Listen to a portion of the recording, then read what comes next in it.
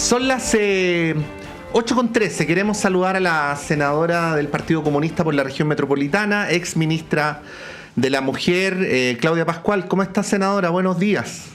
Hola, buenos días. ¿Cómo estás, Patricio? Espero, bien, espero que usted también. Aquí, estamos en el taco de Vespucio Sur. Ya. Pero bien. Ya, qué bueno, senadora. Bueno, tremendo, lo que ocurrió con el subsecretario Monsalve, gravísimo. Ha quedado en escrutinio la reacción del gobierno. Evidentemente miraba para atrás es más fácil que en el mismo momento, ¿no? Pero siendo las cosas así a día lunes, ¿qué podría comentar sobre los hechos, pero también sobre el modo en que ha procedido el Ejecutivo? Bueno, yo lo primero que quiero decir es que obviamente es algo que todos desearíamos que no hubiera ocurrido. Estas son cosas que nosotros esperamos efectivamente, que con transformaciones y cambios culturales en nuestro país, las relaciones entre las personas nos permitan efectivamente ir disminuyendo la violencia de género, sea del carácter que sea, por cierto, mucho más, con mucha preponderancia, digamos, en el caso de una violencia sexual. Entonces, eso es lo primero. Lo segundo, desde esa perspectiva que me parece es que, claro, yo creo que hay nadie, inclusive en un gobierno que también se declara feminista, tiene un escudo protector para decir esto no va a ocurrir jamás.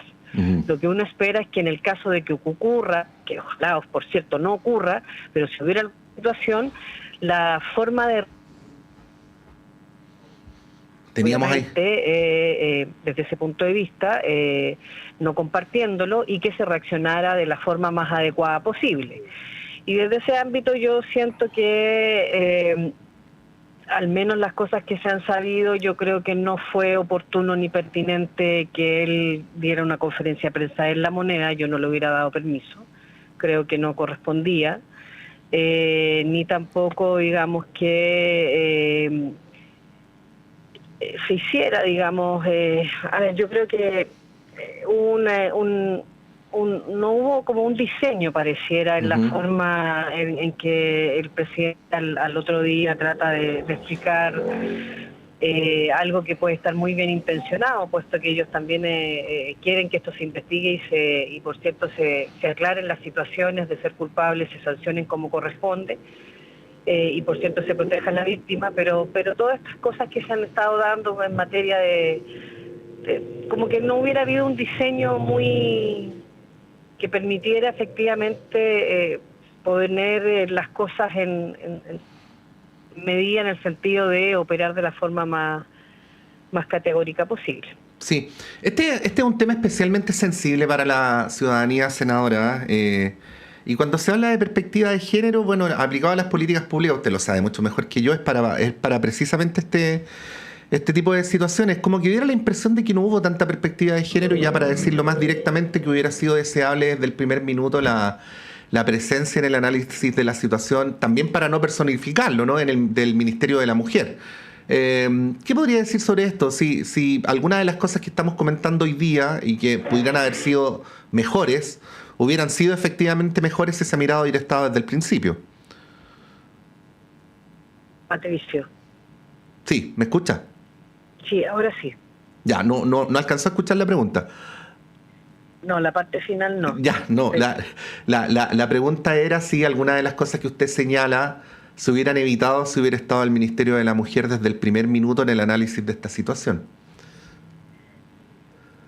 Mira, yo no lo sé, creo que, a ver, quiero ser creo que la ministra además ha tenido algunas alocuciones en el último tiempo que también explican varias cosas, pero yo no sé si todo pasa por que la presencia de alguien o de una institución hubiera sido todo total y absolutamente distinto, no lo tengo muy claro, pero lo que sí quiero decir es que obviamente... aquí se podría, o sea, lo primero es que a la institucionalidad le corresponde velar porque esa víctima tenga, primero no se vulneren los derechos en términos de dar todo, miren, no se dice la identidad, pero tratemos de no seguir dando pelos y señales para que todo el mundo sepa quién es finalmente, ¿no? Que no se le vulneren esos derechos, que realmente esté protegida, que pueda sentirse con la confianza, digamos, para seguir adelante en lo que ella estime, sintiendo que va a tener un debido proceso, digamos, ¿no? Yo siento claro, que en ese sentido, me imagino, por lo que ha dicho la ministra, digamos, hasta ahora, ella hubiera manifestado una opinión más específica en materia de los ámbitos de perspectiva de género, digamos, ¿no? Sí. ¿Y cómo debería el gobierno proceder de aquí en adelante, ministra? Porque el problema está... O sea, nos gusta o no... Senadora, por favor. Senadora, sí, disculpe. No, Ya. porque dice que... No, el lunes por la mañana, discúlpeme, senadora.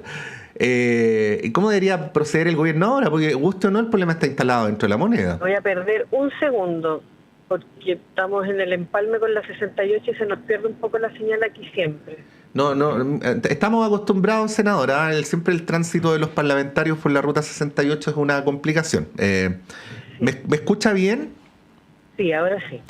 Sí, no, le decía cómo el gobierno, ¿qué debería hacer el gobierno de aquí en adelante? Porque guste o no, el problema está instalado dentro de la moneda y no fuera. Ay, no, se perdió otra vez. A ver, senadora, ¿nos escucha? Espérate un pelito, Patricio, que te escucho con chicharreo. Espera un pichintón. Sí, no hay problema. Bueno, estamos conversando con la senadora Claudia Pascual a esta hora de la mañana. Como bien se sabe, senadora del Partido Comunista por la región metropolitana, fue también ministra de la Mujer durante el segundo gobierno de la presidenta Michelle Bachelet, por lo tanto también estamos conversando con ella respecto a este tema que se ha conocido públicamente y que de alguna manera se ha apoderado de la discusión pública desde el jueves. Senadora, ¿ahí me escucha mejor? Sí, ahora sí. Ya, qué bueno. Estamos acostumbrados a esto cuando los parlamentarios van o vienen de la Ruta 68, así que son gajes del oficio. Nuestros auditores y televidentes sabrán comprender también. No, le preguntaba cómo la moneda debería enfrentar el tema de aquí en adelante, porque gusto o no, el tema está metido dentro de Palacio. A ver, yo lo que creo que obviamente tiene que haber una ocupación de la temática que permita que la persona acusada, en este caso el ex secretario Monsalve, asuma lo que le corresponde, digamos, en el caso, digamos, de formalizarse, digamos, y tener un proceso, asuma el debido proceso, y el gobierno debiera generar, digamos, intrusivos o pautas, digamos, no lo digo con cosas tan, a lo mejor, escritas, pero sí comunicaciones de cómo realmente trabajar estos ámbitos que son tan complejos, digamos, ¿no? En primer lugar, que involucran situaciones que son absolutamente denuncias de delito, pero al mismo tiempo que impliquen o sea, si el resto no tuvo nada que ver, obviamente, ¿cómo va a terminar dando explicaciones como si fuera la persona involucrada directamente? Eso es lo que a mí más me preocupa en esta materia. Uh-huh. O sea, concentrarse en la protección de la denunciante. Así, por un lado, y por otro lado también en no salir a tener que dar explicaciones sobre algo que no tiene nada que ver, si obviamente ni el presidente, ni la ministra del Interior, ni ninguna otra autoridad del gobierno tuvo algo que ver con esto. Ya, en el caso concreto de la denuncia me refiero. Claro, pero no es lo mismo que están diciendo las bancadas de la derecha. De hecho, hay dos tipos de argumentos, ¿no? Uno es que se suspenda la semana distrital, que se cree una comisión investigadora y que el presidente Boris declare en calidad de testigo. Eso por un lado, eso es como, estoy haciendo un resumen de la idea fuerza del fin de semana, senadora. Y por el otro lado, que esta situación va a golpear al oficialismo en las elecciones del próximo fin de semana. Bueno, sobre esas dos cosas, ¿qué decir? Bueno, sobre la última, primero que nada, me parece que tratar de sacar réditos políticos sobre esto lo encuentro bastante bajo, ¿no? Porque creo que aquí todos debiéramos estar preocupados de que si aquí hay una denuncia, una situación de agresión sexual o de abuso sexual o de violación, debiéramos todos estar pendientes que esto se pudiera esclarecer y que la víctima pudiera ser protegida, ¿no? Eso es lo primero. Y reparada posterior, digamos, en términos de un juicio, etcétera. Porque si es por eso, todo el mundo podría estar sacando otras cuentas, entonces no, mira, entonces cómo se le pasa también la boleta a la oposición actual a propósito de los casos de la Santo Tomás, a propósito del caso Audio, a propósito de Hermosilla, y así sucesivamente. Entonces creo que y casos bastante graves también, digamos, entonces creo que eso no corresponde. Y efectivamente yo creo que, por eso digo que hay que ocuparse como gobierno de hacer lo que corresponde, porque si no usted termina dando excusas para que empiecen estas amenazas de que va a ser citado tal persona, el presidente va a tener que decir esto, decir lo otro, porque eso es lo que digo yo que ocurre cuando hay una falta de diseño de cómo abordar la situación. Sí, pues bueno, estamos conversando con la senadora Claudia Pascual. Senadora, la quería llevar a otro tema que es bien importante, que no se nos olvida, que es lo que ha ocurrido en general con las acusaciones constitucionales y en particular la del ministro Sergio Muñoz, que fue hace pocos días. Ahí primero preguntarle por la decisión de algunos parlamentarios de concurrir o de solicitar la concurrencia a cortes internacionales y cuál es el balance que usted hace de lo que ocurrió con ese caso puntual, que probablemente de los que se han discutido hasta ahora en sede parlamentaria es el más polémico, ¿no? Bueno, yo sigo viendo que la Cámara de Diputados lamentablemente no tomó una buena decisión al declarar admisible una acusación constitucional, que si bien declara la misma figura, porque es por la única figura que se puede acusar a un magistrado de la Corte Suprema, que es el abandono de deberes, los hechos eran absolutamente distintos e inconexos absolutamente entre la ex magistrado Vivanco y el magistrado Muñoz, digamos, ¿no? Entonces, yo insisto en eso, a mí me parece que ahí hay un error de origen. Primero, es de quienes colocan la acusación mezclando esta situación. Segundo, de la interpretación que hace la Secretaría de la Cámara, digamos, ¿no? Y tercero, de la cantidad de parlamentarios que apoyaron finalmente la admisibilidad de esta acusación, que se descuentan los votos en contra y las abstenciones, que entiendo que en la Cámara la abstención se suma a la contra también, ¿no?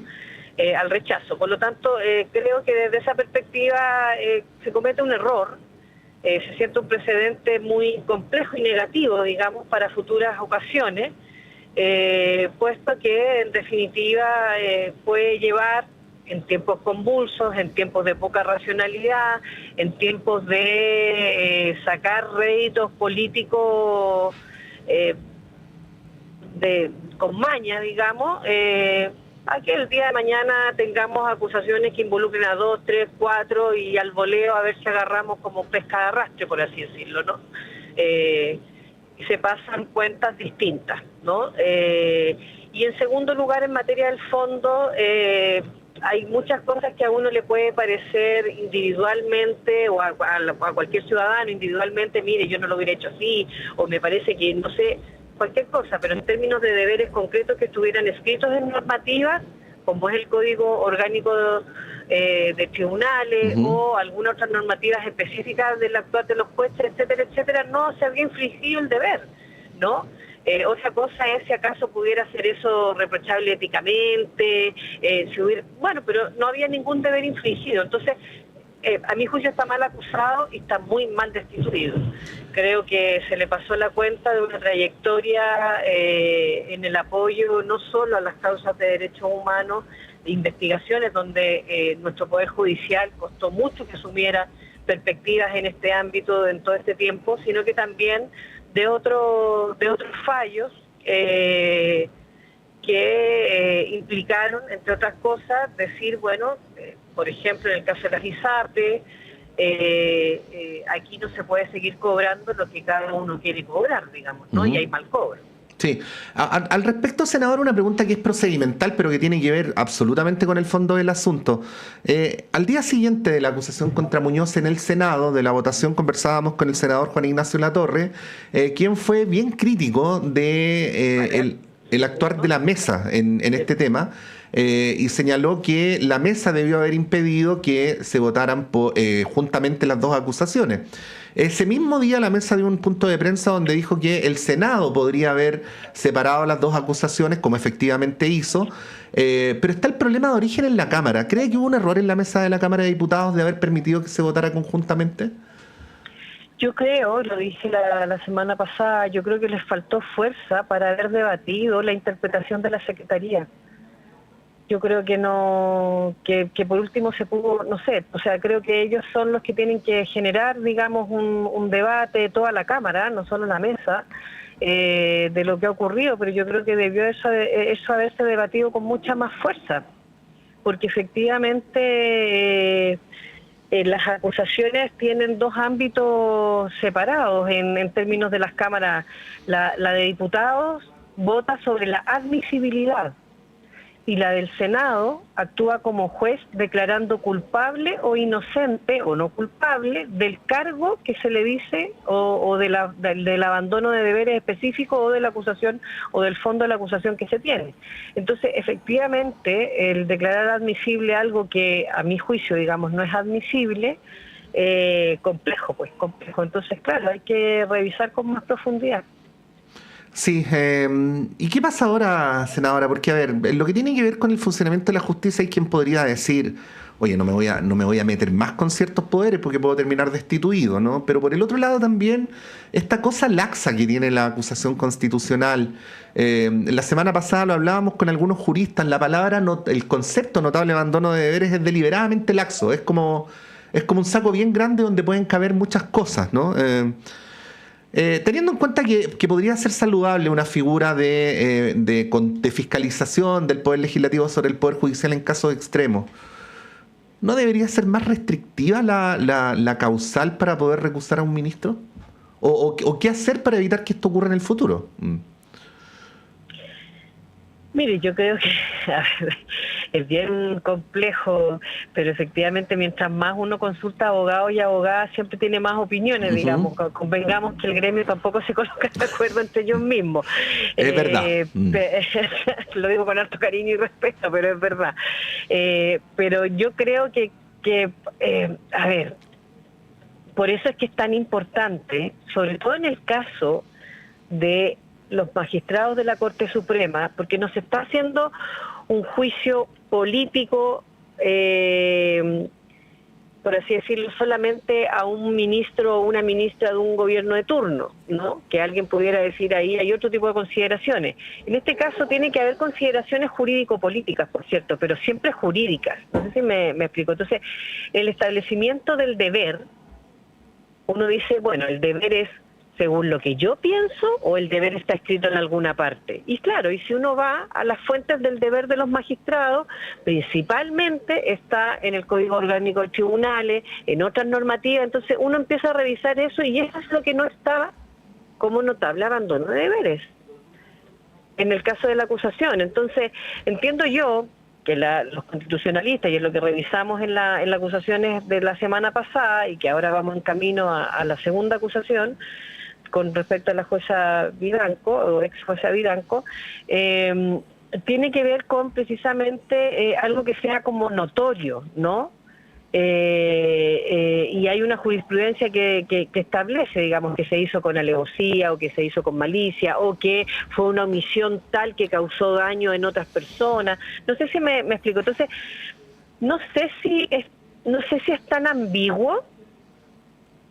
Y tampoco tengo claro, digamos, que no es 100% restrictivo objetivo, digamos, Sí. ¿no? Entonces, pero no es tan ambiguo, porque igual, al menos lo que me tocó a mí estudiar la semana pasada, efectivamente, tiene que ser en caso, o sea, por ejemplo, es restrictivo porque habla de, el notable abandono de deberes igual es una, como dicen los propios abogados, es una causal ampliada y restringida al mismo tiempo. Ampliada porque está dada, digamos, por una responsabilidad política, pero restringida porque tiene que ser en casos concretos, ¿no? En casos concretos, específicos y además donde tú demuestres que o hubo lesividad en tercero, o hubo daño, o hubo omisión, o hubo una actuación deliberada para que no hubiera justicia. No sé si me explico.